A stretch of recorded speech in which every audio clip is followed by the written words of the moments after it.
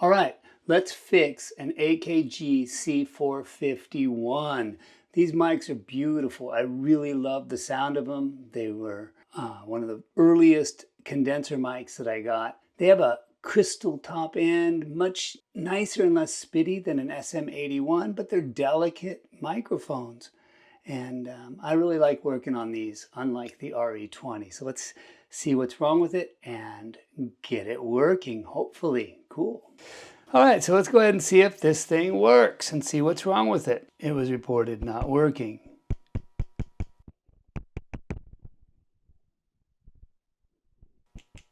Nothing. All right, so let's take a look and see if the preamp is good. Okay, here's something. Okay, so the preamp is working. The capsule's not working. Let's see what could be wrong. Now, what I'm seeing here is, the first thing I'm noticing is the recess. Let's look at this. This distance from here to here is too long, and that happens when these mics get dropped down on the bottom here. It bends something inside. So that distance being long does not allow this pin to contact the other side of it. The distance is not quite right. So that's what I'm seeing. Here's another mic that works, and we can take a look at the distance in this one. I like to have a working mic for comparison, and we can see the distance here is much shorter, so it's not recessed back in. Take a look at this one again. It's way pushed in. All right, so this is going to have to come apart. So let's take the preamp apart. To remove the preamp from the tube, we need to get this escape ring, this capture ring out of here. There's a little ring right here. There it is. So we're going to remove that. And this goes in, it's got a recess on it, and it fits in this way. This is cool. Now we need to remove the guts. So to do that, I've done this before. Here's a 11mm socket that fits right in here. And what we'll do is we'll push this out. Now sometimes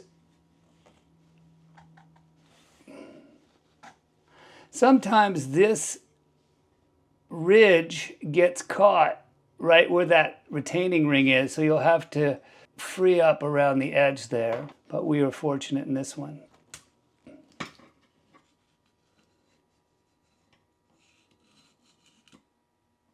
Cool. So far so good. We can look at the internals here.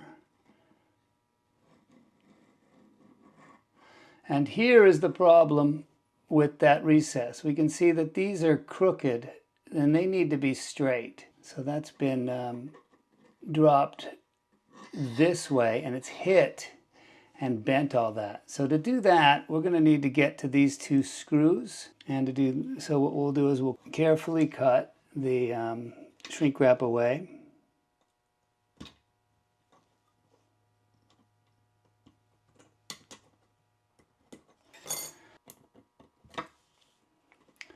This one needs a 3mm.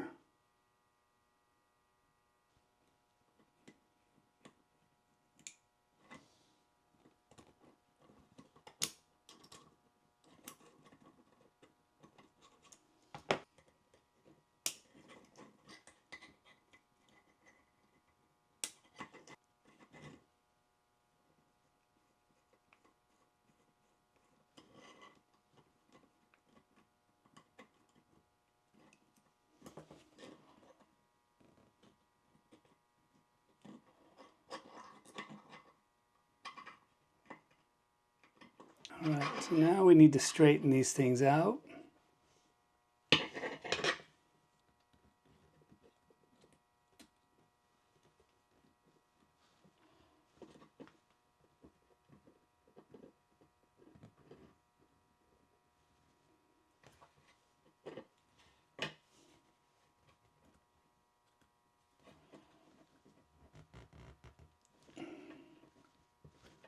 So we're looking for this to be straight in there. We want this to be straight and these to be parallel. So we can see that this one's a little bit too far out. I did a little too much. Let's push it back in.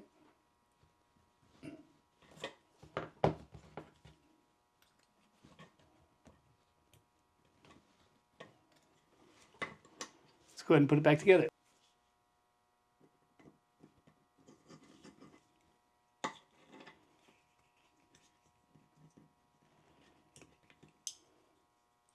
Okay, there's one.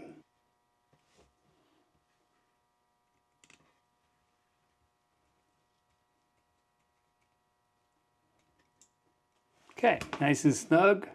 And we're looking for this to be fairly straight. And these things look pretty good. I mean, they don't need to be perfect, but they definitely will help by bending those out. We'll check these screws while we're here. And this is going into plastic, so we don't want to tighten these too much. And just doing a general inspection, make sure that nothing is wonky. So while I was working on the mic, right in here there was a foam washer. And it's falling apart and disintegrating. It's just crusty and hard. And it fit right in this gap here. And what this foam washer does is when it's in that gap, it prevents this from wiggling around inside the housing and banging against the side. And if that foam washer isn't there, you'll get a kind of a dinging, a donging sound. It'll act like a bell. And we can look at that here. You can see that it's loose there. It'll wiggle inside of this shell and we'll start to hear this sound here. So we need to replace that. We need to find some way to support this and stop it from wiggling around. And I don't have a foam washer like that. So what I'm going to do is I've taken a razor blade and held it with my fingers right here and just kind of sliced along this edge of this electrical tape to give me a tiny thin surround here. And what we'll do is we'll just keep wrapping that and see if we can solve it this way. And it's just got to make contact with the inside of the housing. So if you have a 451 mic that's making kind of a ringing bell sound, this could be the issue. Let's see if that's enough. I wrapped it around and formed kind of a barrier there. All right, so let's see what we can do to get this dent out of here.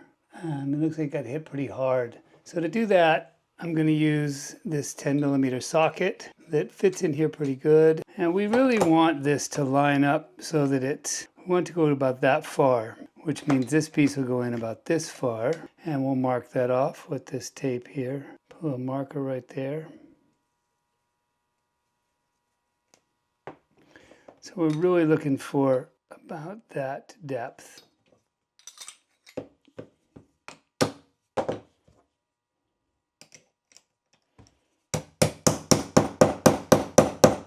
And let's check the depth here. Yeah, not quite. It's got to come a little farther.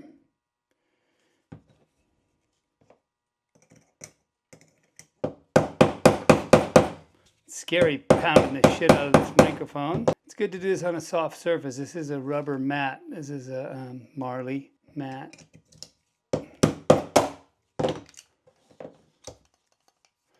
And I think we might be good enough here. Did it come out any? It might have come out a little bit. Let me try one more time.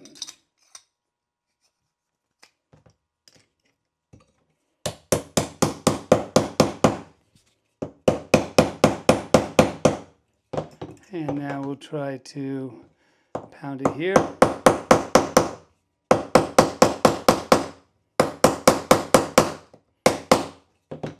And one more time here. Yeah, I think we've smoothed it out a little bit. Look at that. Awesome. All right, so we'll call that good enough. Let's see if this fits inside. All right, so we're going to line up the switch with the housing there, and also this involves lining up the tab with the notch here. If we can gently force this in.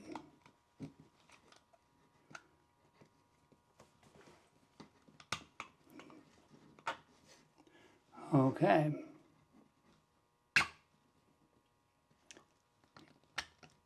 Now, the best way I've found to deal with this in the past is an XLR connector.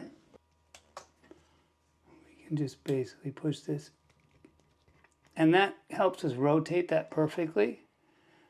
We can pull this out, and now we've just got to push this in all the way, and we'll use a tip of pliers to push on the XLR. It should just snap right in. Wonderful.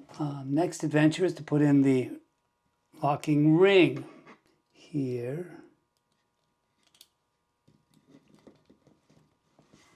Easy. Let's make sure that this is seated right there, which it is, and make sure the XLR works. Cool. All right, so now we have the switch lined up. We've got a good depth. It's a little loose. That could be the XLR. Let's try that. Sometimes, yeah, it feels pretty solid. We'll see if it makes the dinging sound.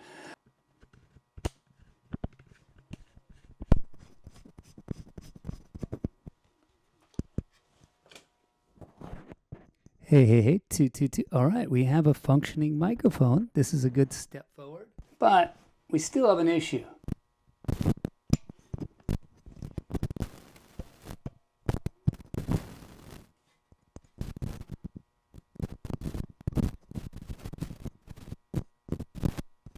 So we have two issues. Actually, we've got, see how this metal screen is got a gap there? We don't want that gap. And also we've got noise.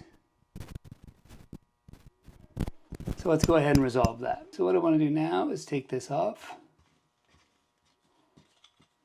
Set this aside. And we're going to grab a 1.2.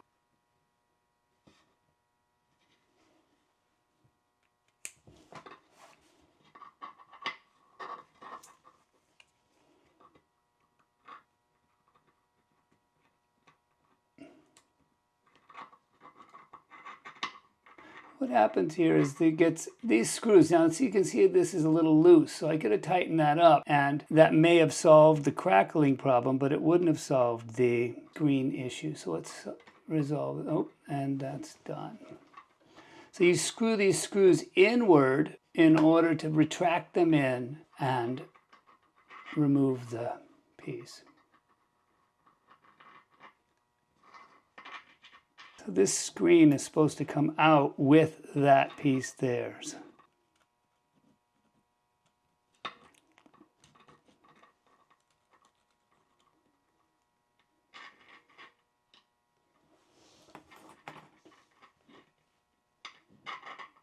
Now this is a little cockeyed. This is not supposed to be offset, and this should be coming out easier.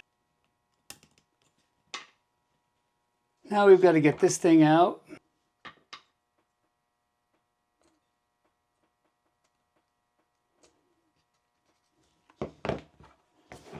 And we're going to be pretty careful with this.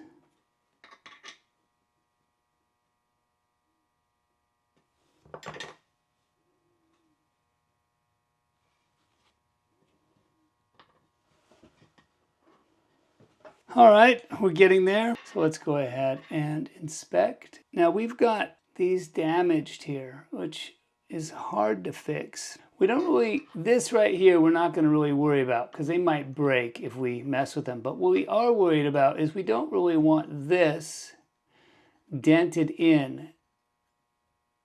So let's go ahead and fix that. And for that, we'll use the Sharpie technique.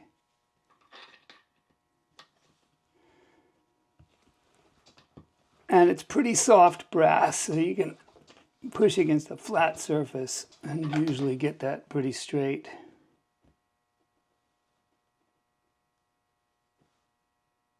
Cool. That's good. Next, let's do some cleaning. So for cleaning, I'm going to use a Q-tip and some alcohol, and we'll use the absorption of the wood to scrub this. Next, we want to scrub this because this is an electrical connection here that the function of the microphone relies upon. And while that's drying, we want to clean this here.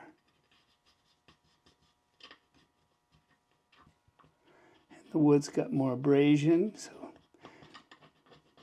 Okay, and we're going to be gluing to this surface here. Okay, we'll let that dry. The end of this is another connection point.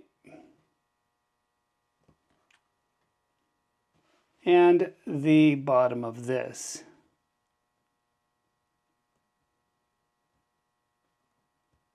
We want to glue the screen on and start that drying. So this will have sticky stuff on one side. Let's see if we can see it. Right there. We can see the glue where it was once adhesed to this. And we want to recreate that. So for that, I'm going to use some contact cement that I've got in this syringe here. And we don't want the contact cement to go up over this. So I'm going to put it on the inside of the quill here, of the mesh.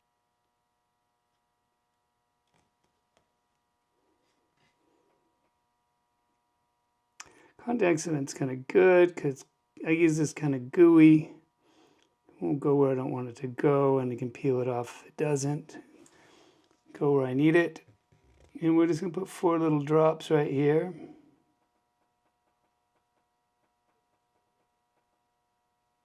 On the capsule, one of the set screws is lined up with this ridge there. And so we want to make sure that this metal seam is lined up with one of the screws when we glue these on. Otherwise, that seam will be visible. Cool. All right, so that's ready to go. The next adventure is to get this spring back inside of here. So you can usually just kind of, we really want to be careful about the capsule there. Okay, and we don't want to, we can touch around the perimeter of this, but we don't want to touch the middle part. The perimeter is what contacts that ring. And we want to make sure this is stable and fairly straight. Now we can replace this. Make sure that brass ring is down in there if it's come out. Sometimes that will come out. And find a way to get this in. Sometimes these are bent, so they're tricky to get in there. And we've got to get it straight. So let's go ahead and push, and we'll push on the metal here. There we go. So that looks like it's straight. And the next adventure is to put this in. And we're going to line this metal seam up with the ridge there, and the pin goes through.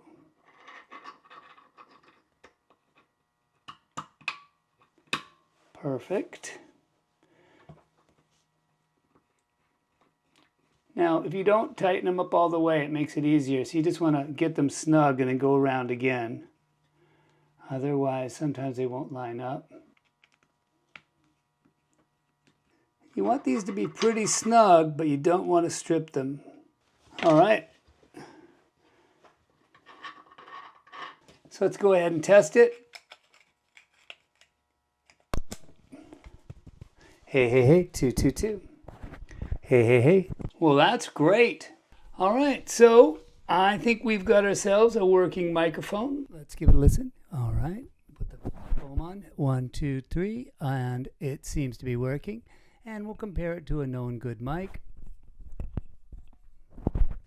1, 2, 3, and it seems to be working just the same. We'll try them both at the same time, one in each ear. All right, and C451 no longer in the broken pile. Cool.